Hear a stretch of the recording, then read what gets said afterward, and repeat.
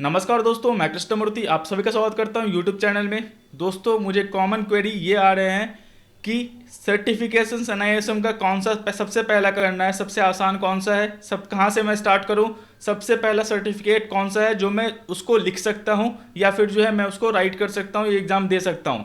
मैं फिर से बताता हूं, जो भी आपको, अगर मान लो आपको इस फील्ड में इंटरेस्ट है तो आपके लिए सब जो सर्टिफिकेशन है वो बराबर की बात है। अगर आप पहली बार आ रहे हो और आपको समझ में नहीं आ रहा है कि मुझे एनएसएम एग्ज़ाम पास कैसे करना है, उसको लिखना कैसे है या फिर उसका कैसा क्वेश्चन पैटर्न होता है, तो आप सिंपल समझ लो, आपको एनआईएसएम 5A से स्टार्ट करना है। यहाँ पे देख लो, ऑलरेडी मैंने सारे सर्टिफिकेशंस कर लिए हैं, ऑलमोस्ट मैंने कर लिया हुआ है। करेंसी डेरिवेटिव है आपका, रजिस्ट्रार एंड ट्रांसफर एजेंट का है आपका, फोर्थ इंटरेस्ट रेट डेरिवेटिव है आपका, फिफ्थ ए आप कर लो।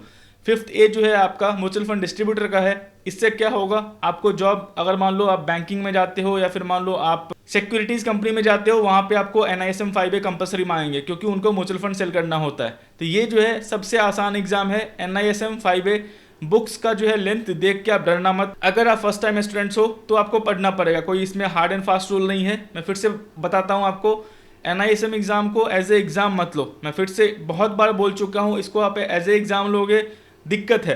दिक्कत क्या है, मान लो आपने क्वेश्चन बैंक बना के या फिर मान लो आपने याद करके पास भी कर लिया, आपको उससे फ़ायदा नहीं होने वाला।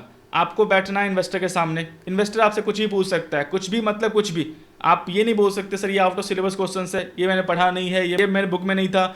ये आपकी जिम्मेदारी है कि आप उस सवाल के कितने अच्छे से आंसर देते हो, क्योंकि जितना अच्छे से आप आंसर दोगे, जितना आप कंफर्टेबल करोगे इन्वेस्टर को, उतना ही आपको बिजनेस मिलने वाला है। तो यहाँ पे एनआईएसएम एग्जाम में जो है ये गलती मत करना कि मैं जो है क्वेश्चन बैंक बना लेता हूँ। पहले हेल्प करेंगे आपको, नो डाउट आपको एनआईएसएम 5A में क्वेश्चन बैंक आपको हेल्प करेगा, लेकिन जो बुक का वैल्यू है वो बुक का वैल्यू ही रहने वाला है। अगर वो आपने पढ़ लिया, वो आपने समझ लिया, तो आपको आगे आने वाले टाइम में दिक्कत नहीं होगी। चाहे वो खुद का बिजनेस करो, खुद का लाइसेंस लो या किसी के अंडर काम करो, आप इन्वेस्टर को हैंडल कर लोगे, उसके रिस्क प्रोफाइल के हिसाब से आप जो है गाइड कर सकते हो। एनआईएसएम एग्जाम में बस एक चीज ध्यान रखना, जो भी आपका स्क्रीन होगा जहां क्वेश्चन दिखेगा, आप मान के चलना मेरे सामने एक इन्वेस्टर बैठा हुआ है जो मेरे से सवाल पूछ रहा है। 100 क्वेश्चन पूछेंगे 2 आवर्स में, मुझे 60 क्वेश्चंस का आंसर देना है। एनआईएसएम 5A में 50 क्वेश्चंस का आंसर देना है और इसमें निगेटिव मार्किंग नहीं। तो यहाँ पे देख लो, 100 क्वेश्चंस आएंगे आपको, 50 क्वेश्चंस आपको जो है यहाँ पे आपको सवाल का जवाब देना पड़ेगा। और सर्टिफिकेट वैलिडिटी 3 ईयर्स का है और टाइम 2 आवर्स का है। 2 आवर्स का टाइम है आपका, 1500 रुपीज़ का एग्जाम है आपको। सबसे आसान एग्जाम जो है आपका एनआईएसएम यहाँ पे 5A का है, वो आप लिख सकते हो। सबसे पहला एग्जाम, सर मैं यहाँ एनआईएसएम 5A में भी फेल हो रहा हूँ और मुझे जो है एनआईएसएम एग्जाम कम से कम पहला एग्जाम पास करना है, कोई दिक्कत की बात नहीं है। एनआईएसएम 5B लिख लो, इसका कोई वैल्यू नहीं है आपको, लेकिन आपको बूस्ट करना अपने मोरल को, आपको एनआईएसएम एग्जाम पास करना है पहली बार, तो आप एनआईएसएम 5A अगर आप पास कर सकते हो तो, नहीं इसमें भी फेल हो रहे हो आप, 1 अटेम्प्ट 2 अटेम्प्ट फेल हो गए, तो सबसे पहला एग्जाम एनआईएसएम 5B आप लिख लो, ठीक है। मेरा भी जो एग्जाम जर्नी स्टार्ट हुआ है एनआईएसएम का पास करने का, वो हुआ है 5B से ही। उससे पहले मैं 3 या 4 या 5 अटेम्प्ट लिखा हुआ था 5A और एनआईएसएम 8 का, वो मैं फेल हो रहा था, ठीक है। उसके बाद जो है आप एक बार समझ जाओगे सवाल कैसे आते हैं, आपको क्या पढ़ना है बुक से, आपको लॉजिक कैसे ढूंढनी है, आपको क्या सवाल अपने माइंड में रखना होगा कि इन्वेस्टर क्या पूछ सकता है, वो आप समझ जाओगे, फिर आपको दिक्कत नहीं होने वाली एनआईएसएम एग्जाम पास करने में। चाहे ये हो, चाहे पीएमएस हो, चाहे इन्वेस्टमेंट एडवाइजर हो, चाहे रिसर्च एनालिस्ट हो, चाहे वो रिटायरमेंट एडवाइजर हो, ठीक है। आप बस ध्यान रखना, मेरे सामने इन्वेस्टर बैठा हुआ है, चाहे वो 2 घंटे का एग्जाम हो या 3 घंटे का एग्जाम हो, वो मेरे से कुछ भी सवाल पूछ सकता है। मेरे पास इतना लॉजिक होना चाहिए, मेरे पास इतनी समझ होनी चाहिए कि वो जो पूछ रहा है उसमें से मैं 60 मार्क्स जो है ले आऊँ तो मैं पास हूँ, ठीक है।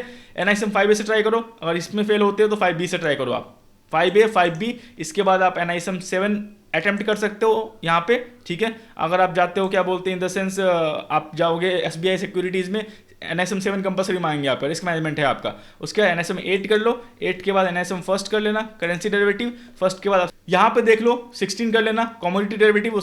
उसके बाद आप 17 कर सकते हो रिटायरमेंट एडवाइजर, उसके बाद आप 15 कर सकते हो, उसके बाद 10 10 भी कर सकते हो। तो ये आप ऐसे करके जो है एग्जाम आप कंटिन्यू रखो। सबसे पहले 5A नहीं हो रहा था 5B, फिर 7, फिर 8, फिर फर्स्ट, फिर 16, फिर 17, फिर 15, उसके बाद 10A 10B। उसके बाद आपको करना होगा तो यहाँ पे कर सकते हो, पीएमएस है, टैक्सेशन है, एआईएफ है, तो जहाँ भी आपको जाना हो उसके हिसाब से आप एग्जाम लिख सकते हो। लेकिन सबसे पहले अगर आपको कंफर्टेबल होना है, चीज़ें समझनी है, तो 5A से स्टार्ट करें या 5B से स्टार्ट करें, मैं आपको यही रिकमेंड करूँगा। बहुत सवाल आ रहे हैं सर जी कैसे करना है, नहीं करना है।